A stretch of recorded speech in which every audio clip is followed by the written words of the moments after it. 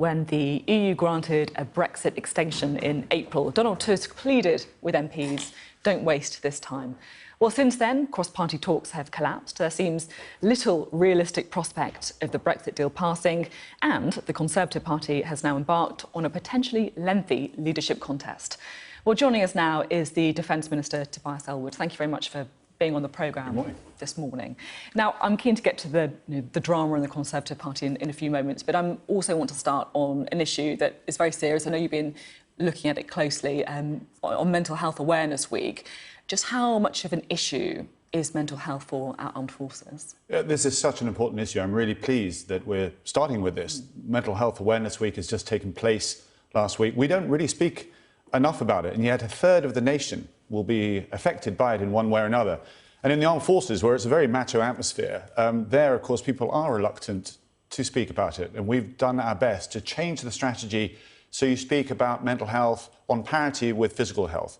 People in the armed forces are happy to say, I've got a knee injury, but less willing to say there's something wrong with my mind. Indeed, when I served, very much so, you were laughed at, or you were certainly told to keep it to yourself, which is the worst thing, because then it incubates. So now we're getting people to talk about it. We're making them more resilient, so they're aware of what happens when they move to theatres of operations. We have compression periods afterwards as well. But from a peer-to-peer perspective, getting people to spot it, letting them know that if they step forward and say, can I sort myself out, it won't affect their career. Has the government done enough previously to try and support people in the armed forces in this way? Well, I think, as I say, there's been a huge change, but it has been cultural. There's been this stigma attached to talking about the issue. So the concern I have is less with Iraq and Afghan veterans. It's actually those perhaps to do with the Falklands War who departed the armed forces unaware of what help is available. And that's so important to understand, because we have excellent support now for those serving the armed forces, but we've also improved the support that's available for our veterans as well. But they need to know where to go to receive that help. I'm keen to talk to you about another military story in the newspapers this morning. The Sunday Telegraph is claiming that the Prime Minister blocked legislation that could have protected veterans from prosecution. I mean, this is particularly relevant, of course, in relation to Northern Ireland. Johnny Mercer, your colleague, says this is a betrayal. Is it? We need to place it in perspective, first of all. I served in Northern Ireland. I'm very conscious that as we move in through a reconciliation process, that we're able to get to the bottom of what's been perhaps not the best process in looking back at some of those outstanding issues that needed to be closed down that were part of that Stormont process. Unfortunately, it's not been done in the best way. The Northern Ireland sector is aware of that. She's organised a consultation to see how it can be improved. But if you want to, as Number 10, I think, has responded to the story, to say that you can't give an amnesty just to armed forces personnel, you'd have to share that with terrorists as well. And she was unwilling to do that. That's international law. That's what we have to abide by. So Johnny Mercer's wrong on this, then, you think? Well, I don't know exactly what he said on that. I've spoken to him many times on that. I know he's absolutely passionate, as all of us are, to look after our armed forces and make it very, very clear that anybody who is involved in any of these inquiries, they will receive MOD support, legal advice straight away. Could I just take the opportunity, because we don't say it enough in this country, to say thank you to anybody that has served or is serving. Maybe we're a bit reserved in this country compared to the United States or something like that, but it's something that I think the country is very, very proud of, but perhaps we don't share enough to say thank you to those who put the uniform on. OK. Now, let's move on to Brexit, shall we? Have a little look at the latest poll for the European elections. It should be appearing in just a few moments. It's certainly you not. To show me. I'm probably you know, exactly. I mean, you know how difficult things are for the go. Conservative Party there.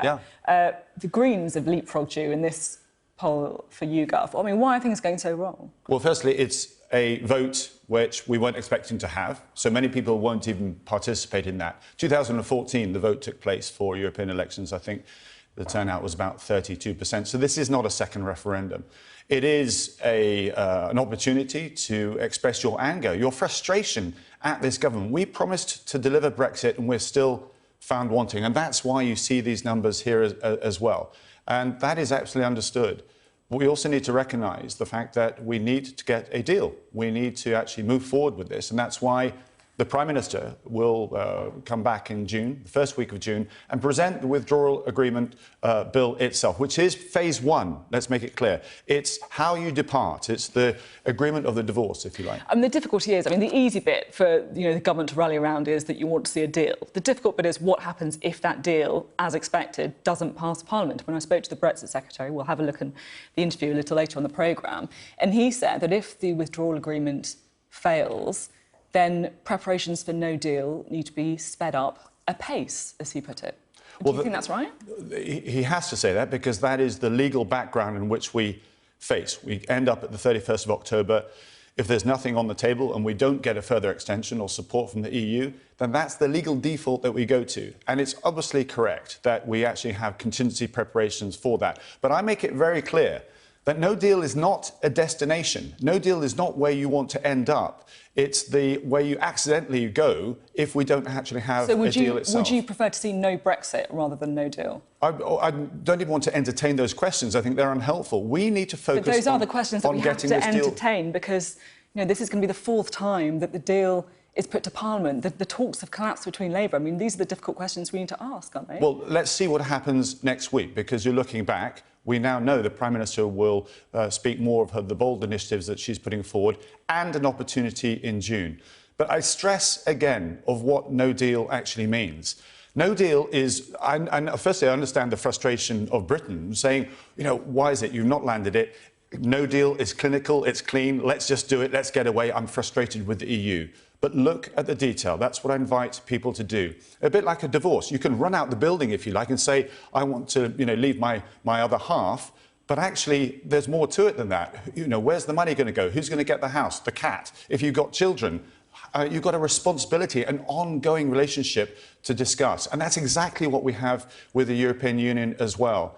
So defaulting to WTO terms as well, make the case for that too. That isn't Premier League, if you want to do a football analogy. That's liking us and your camera crew going outside into the grass and using our football bags, as the goalposts. It is the most basic of trade relationships, and we are the 5th largest trading nation in the world. We can do better than that. That's not where we want to be. It would be damaging to our economy because of what it would do to our trade, particularly agriculture, aerospace and so forth. It would damage our security because we would lose the threat picture across Europe, and also reputationally.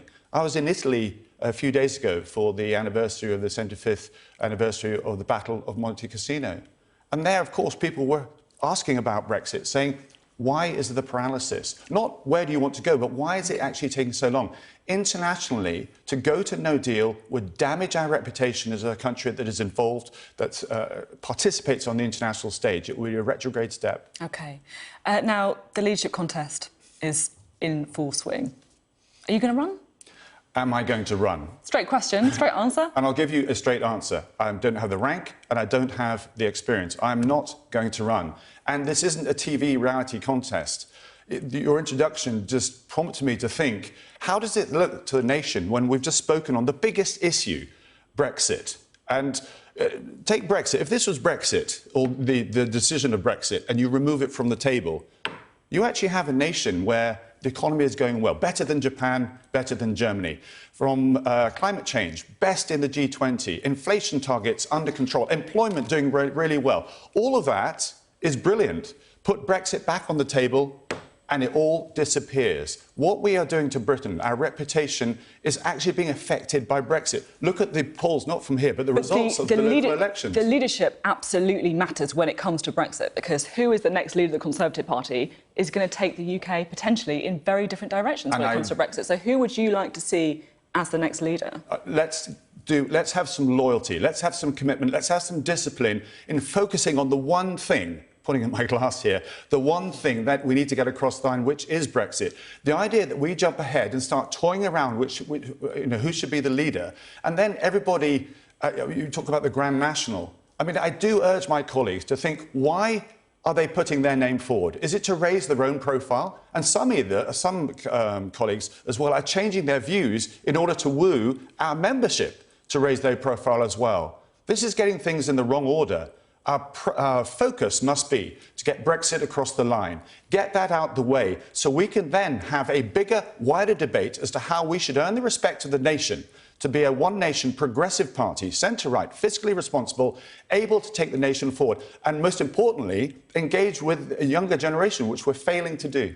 You sound quite frustrated. I am frustrated, I really am, because this entire process, we are one of the oldest political party in the world. Our popularity ebbs and flows. It's important that we show that discipline, focuses our mind on what needs to be done, and then have that important debate with our party.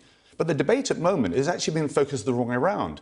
We're trying to actually impress our membership and then ask our membership what they want and then repeat those, rather than looking beyond our membership, beyond our base, to what excites the nation, to say what is it that can allow the Conservative Party to continue to be in office. OK, thank you very much for being on the programme today. Thank you.